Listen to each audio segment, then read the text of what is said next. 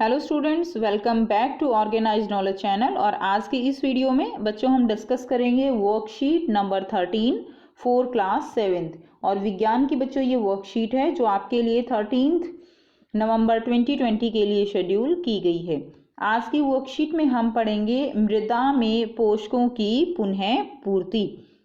यानी सभी बच्चे जानते हैं कि पौधों को भी क्या चाहिए, पोषक तत्व चाहिए ग्रो करने के लिए। जैसे हमें अपनी बॉडी को बेटा हमारे शरीर को वृद्धि करने के लिए हमें प्रोटीन, कार्बोहाइड्रेट, फैट, ये सारे पोषक तत्व चाहिए। इसी तरह पौधों को भी क्या चाहिए, उनको भी पोषक तत्व चाहिए। अब पौधों को पोषक तत्व देने के लिए हमें क्या करना पड़ेगा, हमें मृदा में खाद और उर्वरक डालना पड़ता है। तो आइए बेटा स्टार्ट करते हैं। राधिका जब अपने निकट के फसल की खेत में भ्रमण कर रही थी यानी घूम रही थी, तब उसने देखा कि किसान खेतों में खाद फैला रहे हैं। उसने बगीचे में भी माली को ऐसा ही करते हुए देखा, जहां वे लॉन और गमलों में खाद का उपयोग कर रहे थे। ठीक है, बगीचे में भी उसने देखा है कि किस तरह लोग जो है वो लॉन और गमलों में खाद का उपयोग कर रहे थे। और बेटा आपके घर में भी अगर गमले हैं तो आपने भी उनमें ज़रूर खाद या उर्वरक डाला होगा। वह सोच में पड़ गई कि वे ऐसा क्यों कर रहे हैं। ठीक है, अब देखिए उर्वरक क्या होते हैं। उर्वरक वो रासायनिक पदार्थ हैं, फैक्ट्रियों में बने हुए वो रासायनिक पदार्थ होते हैं जो पौधों को पोषक तत्व प्रदान करते हैं। मुख्य रूप से उर्वरक पौधों को क्या प्रदान करते हैं, नाइट्रोजन, फास्फोरस और पोटाशियम। ये तीनों ही तत्व बेटा पौधों के लिए बहुत ज़रूरी होते हैं। नाइट्रोजन, फास्फोरस और पोटेशियम जो उर्वरक के अंदर प्रचुर मात्रा में होते हैं। नेक्स्ट है खाद। खाद जो है जैविक पदार्थ होते हैं, यानी देखिए उर्वरक रासायनिक पदार्थ है जो फैक्ट्री में बनते हैं। खाद जैविक पदार्थ होते हैं जो कैसे बनती है, पौधों के जो अवशेष हैं पशुओं के गोबर से प्राप्त होती है। वो क्या होती है बेटा, वो खाद होती है तथा पौधों को पोषक तत्व प्रदान करते हैं। नेक्स्ट देखिए, पादप अपनी वृद्धि और अच्छे स्वस्थ विकास के लिए मृदा से क्या लेता है, खनिज पोषक तत्वों को अवशोषित करते हैं। अतः मृदा में इनकी मात्रा लगातार कम होती जाती है। यानी पादप क्या करते हैं, पौधे वो मिट्टी से जो है अपने खनिज जो पोषक तत्व हैं उनको अवशोषित करते रहते हैं, जिससे मिट्टी में क्या होता है, इनकी जो मात्रा है वो कम हो जाती है। उर्वरक एवं खाद में नाइट्रोजन, फास्फोरस और पोटाशियम जैसे क्या होते हैं, पादप पोषक तत्व होते हैं। और मृदा को इन पोषक तत्वों से समृद्ध करने के लिए भूमि में उर्वरक तथा खाद मिलाने की आवश्यकता होती है। यानी मिट्टी में जब ये पोषक तत्व कम हो जाते हैं तो फिर हम उसमें क्या मिलाते हैं, उसमें हम उर्वरक और खाद मिलाते हैं ताकि ये पोषक तत्व उनकी मृदा में पूर्ति हो सके और जो पौधे हैं वो अच्छे से जो है स्वस्थ वो बढ़ सकें। नेक्स्ट देखिए, पौधों को सभी पादप पोषकों में से नाइट्रोजन की अधिक मात्रा में आवश्यकता होती है। तो सभी पादप पोषक तत्वों में सबसे ज़्यादा उसको किसकी आवश्यकता है, नाइट्रोजन की।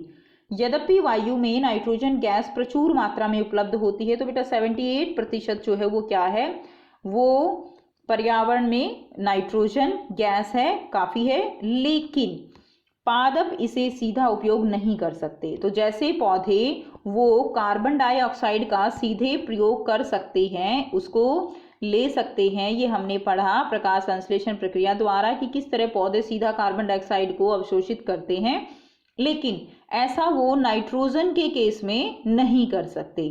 ठीक है, नाइट्रोजन को वो केवल विलेय रूप में ही अवशोषित कर सकते हैं। तो विलेय रूप क्या होता है, यानी घुली हुई अवस्था में ही उसको अवशोषित कर सकते हैं, गैस के रूप में उसको अवशोषित नहीं कर सकते। अब उनको घुली हुई अवस्था या कैसे उनको नाइट्रोजन मिलेगी, तो उसके लिए है अब हम पढ़ेंगे राइजोबियम जीवाणु के बारे में। राइजोबियम नामक जीवाणु जो चना, मटर, मूंग और अन्य फलीदार पादपों की जड़ों में रहते हैं, ये वायुमंडल से नाइट्रोजन ले सकते हैं और इसे विलेय पदार्थों में परिवर्तित कर देते हैं। तो बेटा जो ये फलीदार पौधे होते हैं, चना है, मटर है, मूंग है, जितने भी फलीदार पौधे हैं, जितनी भी दालों वाले पौधे हैं, उन सब के अंदर क्या होता है, उन सब के अंदर नीचे जड़ों में जो है कुछ गांठें पाई जाती हैं और जो ये गांठें होती हैं इनके अंदर जो है क्या होते हैं, इनके अंदर राइजोबियम जीवाणु होते हैं। इनके अंदर क्या होते हैं, राइजोबियम जीवाणु। और ये राइजोबियम जीवाणु क्या करते हैं, ये राइजोबियम जीवाणु वायुमंडल से नाइट्रोजन को अवशोषित करते हैं और उसको विलय पदार्थों में परिवर्तित कर देते हैं, जिससे कि पौधे उसका उपयोग कर सकें। नेक्स्ट देखिए, अधिकतर दालें फलीदार पादपों से प्राप्त होती है। ठीक है, तो अधिकतर जो दालें हैं वो किससे मिलती हैं, हमें फलीदार पौधों से ही मिलती हैं। और बेटा यही रीज़न है कि जो दालें होती हैं उनमें प्रोटीन सबसे ज़्यादा होती है। अब प्रोटीन उनमें क्यों होती है, क्योंकि उनके अंदर नाइट्रोजन जो है वो बहुत ज़्यादा होती है और नाइट्रोजन से ही प्रोटीन उसका निर्माण होता है उनके अंदर, इसलिए फिर दालों में प्रोटीन सबसे ज़्यादा होती है। राइजोबियम अपना भोजन स्वयं नहीं बना सकता। अब ये राइजोबियम नाइट्रोजन को तो विलय में परिवर्तित कर सकता है, लेकिन ये अपना भोजन स्वयं नहीं बनाता। अब इसका क्या सॉल्यूशन है, इसका सॉल्यूशन है कि जो फलीदार पौधे हैं वो इस बैक्टीरिया को क्या देते हैं, भोजन देते हैं और रहने की जगह यानी आश्रय प्रदान करते हैं। और ये जो संबंध है वो क्या कहलाता है, ये सहजीवी संबंध कहलाता है। और आपने इसके बारे में लास्ट वर्कशीट में पढ़ा था कि सहजीवी संबंध क्या होता है, जिसमें हमने शैवाल और कवक के आपस के सहजीवी संबंध के बारे में पढ़ा था। तो बेटा यहाँ से राइजोबियम अपना भोजन स्वयं तो नहीं बनाएगा, तो क्या करेंगे, फलीदार पौधे जो है वो उस बैक्टीरिया को भोजन और आश्रय दे देंगे, और ये क्या है, सहजीवी संबंध है। और इसमें फिर पौधों का क्या फायदा है, पौधों को राइजोबियम जो जीवाणु है वो क्या दे रहा है, वो नाइट्रोजन भी तो दे रहा है ना विलय रूप में, जो उनको बहुत ज्यादा जरूरी चाहिए। तो इससे दोनों का काम चल रहा है, दोनों फायदे में है। तो ये क्या हो गया, सहजीवी यानी साथ साथ जीने वाला संबंध। उसके बाद देखिए सहजीवी संबंध क्या होता है, दो जीवों के मध्य संबंध। ठीक है, दो जीवों के मध्य संबंध जिसमें दोनों जीव आवास और पोषण के लिए परस्पर लाभान्वित होते हैं। यानी ये दो जीवों के मध्य का एक ऐसा संबंध है जिसमें दोनों जीव जो है वो या आश्रय भी मिल जाता है, पोषण भी मिल जाता है और दोनों को ही लाभ भी होता है। उस संबंध को कहते हैं सहजीवी संबंध। अब यहाँ पर कुछ प्रश्न दिए गए हैं, आपको इनको सॉल्व करना है। तो देखिए पहला प्रश्न क्या है, उर्वरक और खाद के बीच एक अंतर लिखिए। तो हमने अभी ऊपर किया उर्वरक और खाद के बीच अंतर, तो बेटा यहाँ से आप लिखेंगे ये उर्वरक के बारे में लिखिए, ये खाद के बारे में लिखिए। ठीक है, ये आपका प्रश्न 1 का उत्तर हो जाएगा। नेक्स्ट देखिए प्रश्न 2, पादप के लिए आवश्यक 3 मुख्य पोषक तत्व कौन से हैं। तो बेटा आपको यहाँ पर और ये फिल करना है। तो पादप के लिए आवश्यक 3 मुख्य तत्व ये आप लिख दें बेटा यहाँ से, नाइट्रोजन, फास्फोरस और पोटाशियम। क्वेश्चन नंबर 2 का उत्तर हो जाएगा। ये उसमें जो है खाली स्थान में भर दीजिए, नाइट्रोजन, फास्फोरस और पोटेशियम।